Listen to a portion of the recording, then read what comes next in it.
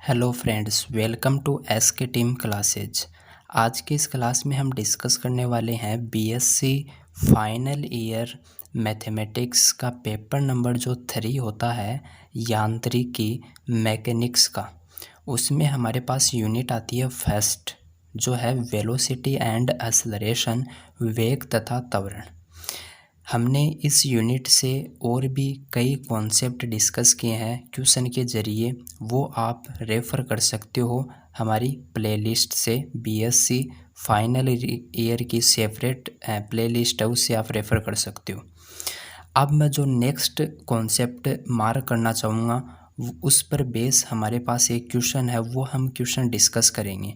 तो चलिए question start करते हैं। क्वेश्चन है, समतलीय वक्र पर गमन करने वाले किसी कण के वेग एवं त्वरण के स्पर्श रेखीय तथा अभिलंबिक अवयव के व्यंजक ज्ञात कीजिए। ये क्वेश्चन हम डिस्कस करने वाले हैं। तो चलिए स्टार्ट करते हैं। सॉल्यूशन हमारे पास कुछ इस प्रकार से होगा कि हमें इसको थोड़ा कोऑर्डिनेट के माध्यम से समझना पड़ेगा, क्योंकि हमारे पास क्या है, हमें प्लेनर कर्व लेना पड़ेगा, क्योंकि हमें क्वेश्चन में बोला है कि समतलीय वक्र है। तो हम यहाँ पर ड्रॉ करते हैं। हमारे पास ये है वो प्लेन, ये हमने दिया एक्स, ये इसको दिया, इसको वाई, इसको एक्स। ये आपका है ओरिजिन, मूल बिंदु ओ हमने कंसिडर किया। ठीक है, अभी आपको क्या करना है, देखिए हमारे पास मान लिया कि कोई जो आपके पास पार्टिकल है वो क्या कर रहा है, घूम रहा है, वो रोटेट हो रहा है। ठीक है, तो उसका मैं यहाँ पर कर्व डिनोट कर रहा हूँ कि उसका जो पाथ है उसका वो कुछ इस प्रकार से रोटेट या फिर वो गमन कर रहा है। इस प्रकार से मैंने ये ड्रॉ किया, उसका कर्व ड्रॉ किया है। ठीक है, अभी मैंने यहाँ पर क्या किया, ये जो कर्व है, वक्र है, इसका स्पर्श करती हुई एक रेखा खींची मैंने। यहाँ से एक स्पर्श रेखा हुई, स्पर्श करती हुई एक रेखा खींची जो अक्ष कोऑर्डिनेट को क्या करेगी, इंटरसेक्ट करेगी। तो ये जो स्पर्श रेखा है, ये जो इस कर्व पर यहाँ पर क्या कर रही है, इसको इंटरसेक्ट कर रही है, इसको प्रतिच्छेद कर रही है, एक पॉइंट पर करती है। तो वो हमने कंसिडर किया कि वो पॉइंट क्या है, वो पॉइंट है पी। ठीक है, अभी यहाँ पर हमने क्या किया, ये जो आपका कर्व है, वक्र है, ठीक है, अभी ये जो इसकी स्पर्श रेखा है, ये इस अक्ष के साथ क्या बना रही है, एक कोण बना रही है। ठीक है, इस कोण को हमने दिया साइन, कुछ इस प्रकार से इसको डिनोट किया जाता है। ठीक है, ये हमने इसका एंगल डिनोट कर दिया। अभी हमारे पास क्या हुआ कि ये जो कण रोटेट जो गमन कर रहा है वो टी समय में यहाँ पर था। क्या था, टी समय पर यहाँ पर पी पॉइंट पर था, और वो कुछ समय बाद में, यानी उसमें परिवर्तन हुआ टाइम में, तो वो मैंने यहाँ पर डिनोट किया कुछ इस प्रकार से। वो यहाँ पर पहुँच गया, कहाँ पर चला गया, यहाँ पर चला गया, इसको हमने दे दिया क्यू पॉइंट। ठीक है, यहाँ पर वो पहुँच गया है, कुछ समय में परिवर्तन हुआ, यानी कुछ समय बाद में यहाँ पर टी था, तो यहाँ पर हमने चेंजमेंट लिया कि ये जो चेंजमेंट टाइम में हुआ वो हमने लिख दिया डेल टी से। किसे लिख दिया, डेल टी से, कि उसमें जो टाइम में परिवर्तन हुआ है, क्योंकि वो यहाँ से लेकर यहाँ तक गया है। ठीक है, अभी हमारे पास क्या है, इस पॉइंट से क्या होगी, स्पर्श रेखा जो टेंजेंट है वो ड्रॉ करेंगे। तो इस पॉइंट से टेंजेंट ड्रॉ करेंगे तो वो कुछ इस प्रकार से यहाँ पर क्या करेगी, इसको इंटरसेक्ट करेगी। तो ये जो हमने एंगल लिया है, ये हमारे पास एंगल आ जाएगा फाई, क्योंकि पहले यहाँ पर फाई एंगल था। अब इस देखिए, ये हमारे पास टेंजेंट थी, इसमें ये जो चेंजमेंट हुआ, यानी ये टेंजेंट यहाँ पर आ गई, तो इसमें जो ये एंगल, इतना ये एंगल परिवर्तन हुआ, देखिए ये इतनी, ये जो रोटेट हुई है, इस एंगल को हमने कंसीडर किया है कि ये डेल साइन है। क्या है, डेल साइन है, क्योंकि ये परिवर्तन हो रहा है इतना, तो डेल क्या दर्शाता है, एक परिवर्तन को ही तो दर्शाता है, इसलिए डेल की फॉर्म में ले रहे हैं। तो ये एंगल कितना हो जाएगा, साइन प्लस डेल साइन। ठीक है, क्योंकि ये एंगल क्या रहा, परिवर्तन में प्लस में साइन आ जाएगा इसमें। ठीक है, इतना क्लियर है। अभी देखिए यहाँ पर आपके पास क्या है, ये जो पी पॉइंट था, यहाँ से आपने परपेंडिकुलर खींचा इस प्रकार से, क्योंकि आपको अभिलंबिक क्या करना है, अवयव भी ज्ञात करना है। ठीक है। स्पर्श रेखीय तभी तो हमने ये टेंजेंट ड्रॉ की है, ताकि स्पर्श रेखीय अवयव जो एलिमेंट्स हमें फाइंड करना उसका व्यंजक वो आ जाए। और अभिलंब के लिए क्या करना है, इस अभिलंब ड्रॉ किया है, जो कि यहाँ पर पॉइंट दे दो कि ये एन पॉइंट तक है, यानी पी एन यहाँ पर क्या है, एक अभिलंब नॉर्मल को व्यक्त कर रहा है। क्लियर है यहाँ तक। अब देखिए इसको कैसे हम क्या करेंगे, नोट करेंगे वो देखो। हमने क्या किया कि माना यहाँ पर इसको एक्सप्लेन करेंगे, तो माना टी व टी प्लस डेल टी समय में जो कण है, जो पार्टिकल है, वो कण की स्थिति हमें बतानी है। तो बताइए क्या है कण की स्थिति। स्थिति पॉइंट, जो पॉइंट है आपके पॉइंट पी तथा क्यू है पर है, जो टी समय पर कहाँ पर है, पी पर है, और T plus del T time पर कहाँ पर है, क्यू पर है। तो इसकी ये क्या हो गई, इसकी पोजीशन हो गई। ठीक है, क्लियर है यहाँ तक। अब देखिए जो पी तथा क्यू पॉइंट है पर जो कण का वेग क्या है, कण का वेग, क्योंकि यहाँ पर वेग का जिक्र हमें करना है, उसके बाद में हम क्या करेंगे, त्वरण का जिक्र करेंगे। तो वेग यानी यहाँ से लेकर वो यहाँ तक गया, तो इस पी पॉइंट पर उसका वेग क्या है और क्यू पॉइंट पर उसका वेग क्या है, वो हमें यहाँ पर क्या करना पड़ेगा, मानना पड़ेगा। तो पी तथा क्यू पर कण का वेग क्रमशः हमने क्या माना कि पी पर तो वी है, ठीक है, तथा क्यू पर हम क्या मानेंगे, वी प्लस डेल वी। क्या मानेंगे, वी प्लस डेल वी, क्योंकि उसके वेग में क्या हो रहा है, परिवर्तन हो रहा है। क्लियर है।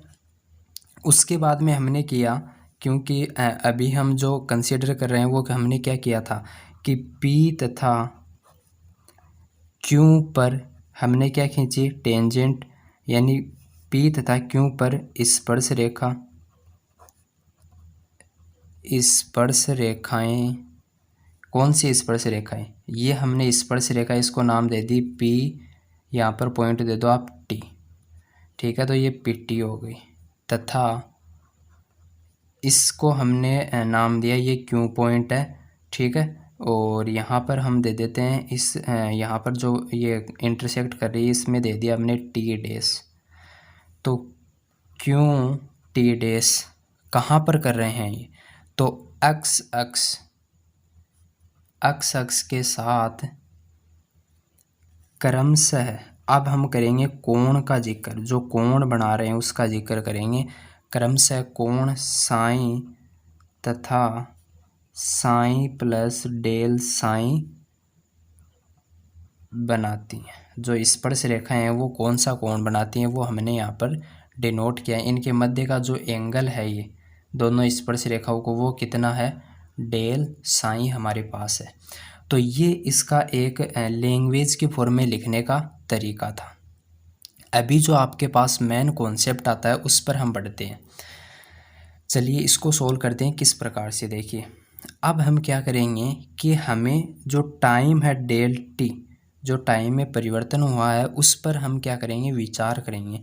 तो डेल टी समय अंतराल में जो इंटरवल हुआ है टाइम का, उसमें हम क्या करने वाले हैं, कुछ चेंजमेंट करने वाले हैं। तो डेल टी समय अंतराल में टी पी, ये जो आपकी स्पर्श रेखा है के अनुदिश जो वेग होगा इस डायरेक्शन में, जो आपकी ये टी पी स्पर्श रेखा है, यहाँ पर लिख देता हूँ मैं, पी टी लिख दो चाहे, के अनुदिश मतलब आगे की ओर। मैंने आपको बताया था अनुदिश वेग में परिवर्तन क्या है, अनुदिश वेग में परिवर्तन आपको क्या करना है, यहाँ पर निकालना है। तो देखो कैसे करोगे आप। मैंने यहाँ पर लिखा ये जो पॉइंट क्यों है आपने इस पर निकालना, आपको टी समय अंतराल डेल टी समय अंतराल में, तो ये आगे की ओर है। तो मैं यहाँ पर क्या लिख सकता हूँ, पी पॉइंट की ओर जा रहा है, तो यहाँ पर लिख सकता हूँ क्यों पर पी टी के अनुदिश वेग। क्लियर है। फिर क्या करूँगा, यहाँ पर इसको लिखने का तरीका होता है कि ये वेग में परिवर्तन हो रहा है, मतलब समथिंग माइनस समथिंग। तो यहाँ पर मैंने लिख दिया क्यों पर पी टी के अनुदिश वेग माइनस। अब ये देखो आपने जो पोजीशन वेक्टर या फिर पोजीशन की बात की होती है तो वहाँ पर क्या करते हो आप लास्ट में से प्रारंभिक को माइनस करते हो। तो यहाँ पर क्या करें, लास्ट पॉइंट क्या है क्यू और प्रारंभिक पॉइंट क्या है, जो स्टार्टिंग पॉइंट है वो क्या है पी है। तो यहाँ पर हम क्या करेंगे क्यू पर पीटी के अनुदिश वेग, और अब क्या लिखेंगे पी पर पीटी के अनुदिश वेग। तो ये बात आप समझ गए होंगे कि किस प्रकार से हमने यहाँ पर रिलेट किया है। तो वेग क्या है वो यहाँ पर आप क्या कीजिए डिनोट कीजिए। तो हमने क्या किया, जो क्यू पर है तो क्यू पर हमारे पास अभी हमने लिखा था क्यू पर क्या आ रहा है v प्लस डेल, क्या आ रहा है v प्लस डेल v आपके पास आ रहा है, क्या आ रहा है v प्लस डेल v, ये आपके पास आ रहा है v प्लस डेल v आपके पास आ रहा है। इसको यहाँ से कैंसिल कर दो, ये आपके पास है v प्लस डेल v आपके पास है। ठीक है, अब देखिए ये जो आपके पास वेग है और ये आपके पास जो स्पर्श रेखा है इसके अनुदिश है। तो अनुदिश है तो यहाँ पर जो कंपोनेंट आएगा, जो घटक आएगा वो कौन सा आएगा, आप बोलोगे कोस आएगा। तो एंगल हमारे पास यहाँ पर क्या है डेल फाई आ जाएगा। ठीक है, तो ये बात भी आप ध्यान देना यहाँ पर, इस बात पर भी। ठीक है, और फिर P पर PT के, तो P पर कितना है V है, तो क्या कर दोगे माइनस V कर दोगे। क्लियर है। अब देखिए क्या करते हैं, आपके पास है V plus del V, V plus del V cos del phi, इसकी वैल्यू यहाँ पर कितनी होगी 1 होगी। कैसी होगी अभी बताने वाला हूँ। और ये हो जाएगी माइनस V, तो यहाँ से V क्या हो गया कैंसिल हो गया, प्लस माइनस और डेल V आपके पास आ गया यहाँ पर। इसको हमने सोल्व किया। तो अब देखिए यहाँ पर आपने क्या बोला भाई कि जो कोस डेल फाई है वो कितना किया आपने 1 किया। क्यों किया, क्योंकि ये जो डेल फाई एंगल बन रहा है ना, ये यहाँ पर बस दिखाने के लिए थोड़ा बड़ा ये आपके पास डायग्राम बना है, बाकी ये एंगल बहुत छोटा बनता है। ये जो एंगल है ना डेल साइन, ये बहुत छोटा होता है और छोटे के कारण इसको क्या मान लिया जाता है 0 डिग्री। तो कोस 0 डिग्री कितना होता है 1, तो यहाँ पर लगभग क्या लेकर चलते हैं इसको 1 लेके चलते हैं। तो वो काम हमने यहाँ पर किया है। क्लियर है। ये आपने फिजिक्स में कॉन्सेप्ट देखा होगा कि जब आपके पास क्या आता है कोस थीटा आता है तो लगभग आप उसको क्या मानते हो थीटा मानते हो। क्यों मानते हो, क्योंकि ये एंगल बहुत छोटा होता है। क्लियर है। अभी हम नेक्स्ट चलने वाले हैं डेल टी समय में। देखिए यहाँ पर डेल टी समय अंतराल में अब जो स्पर्श रेखा कौन सी आ रही है उस पर आप फोकस करना। स्पर्श रेखा यही है सेम, ठीक है, लेकिन इस बार कौन सा है, यहाँ पर अनुदिश वेग था। कौन सा वेग था, अनुदिश वेग था। और इस बार हम लेने वाले हैं लंबवत वेग। तो यहाँ पर मैं लिख रहा हूँ लंबवत वेग में परिवर्तन, लंबवत वेग में परिवर्तन। तो देखिए किस प्रकार से कर रहे हैं इसको। सेम प्रोसेस ऊपर वाली यहाँ पर फॉलो करेंगे हम। यहाँ पर क्या लिखेंगे क्यू पर टी पी या पी टी के, यहाँ पर लिखा था अनुदिश वेग और यहाँ पर क्या लिखेंगे लंबवत वेग। क्लियर है, बस इतना चेंजमेंट किया इसमें। माइनस यहाँ पर क्या लिखेंगे पी पर, क्या लिखेंगे पी पर पी टी के, यहाँ पर अनुदिश, यहाँ पर क्या आ जाएगा लंबवत वेग आ जाएगा। बस इतना ही तो डिफरेंस है।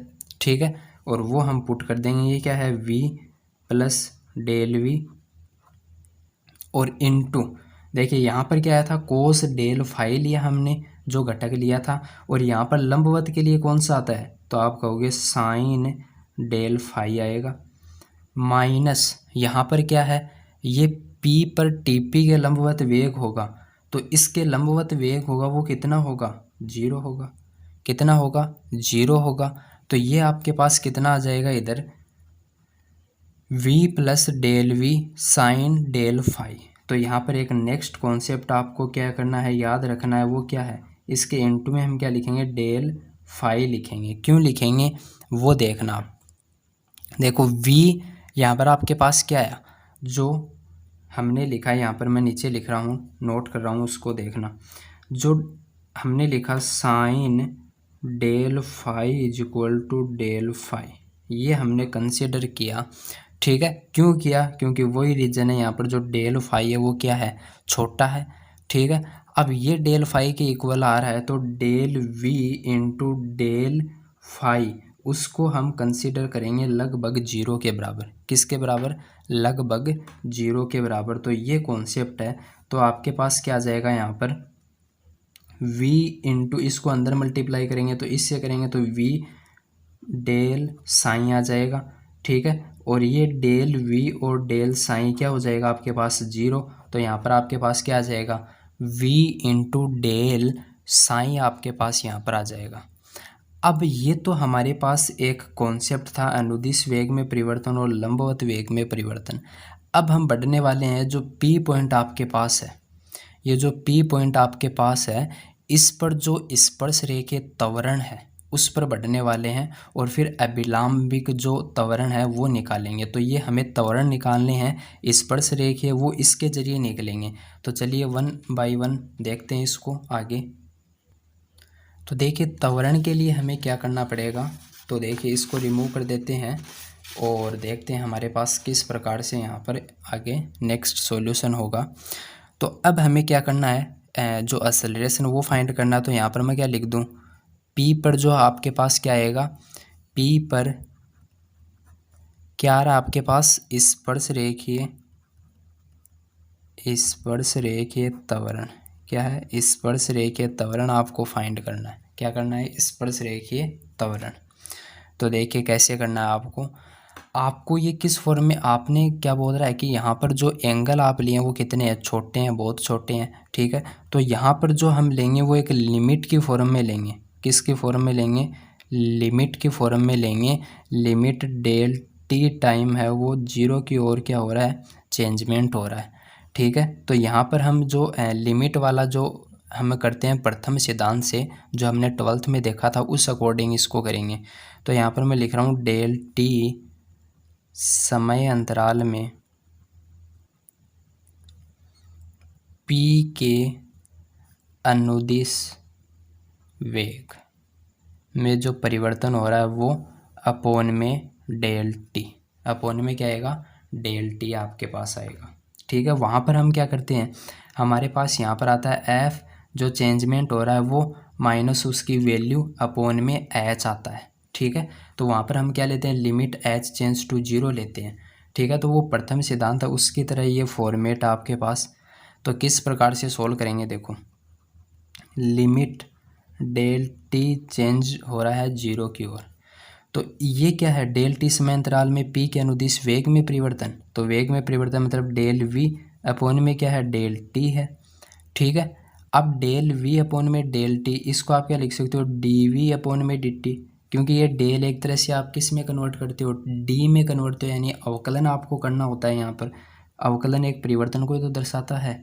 ठीक है। तो यहाँ पर जो परिवर्तन आपके पास आएगा वो क्या आएगा, समझना उसको ध्यान से। जो परिवर्तन आपने लिया है यानी डी वी अपॉन में डी टी आपके पास है, तो इसको आप क्या लिख सकते हो? डी अपॉन में यहाँ पर क्या लिखोगे? D T. ठीक है। और वी है, वी मतलब वेग यहाँ पर है, तो वेग को आप दूसरे टर्म में लिखोगे तो क्या लिख दोगे? डी एस अपॉन में डी टी। क्या लिख दोगे? डी एस अपॉन में डी टी, मतलब ये एस किसको व्यक्त कर रहा है? विस्थापन को। ठीक है। ये कॉन्सेप्ट आपका पढ़ा हुआ होगा कि जब डी एस बटा डी टी आपके पास आ जाता है तो ये किसको व्यक्त कर रहा है?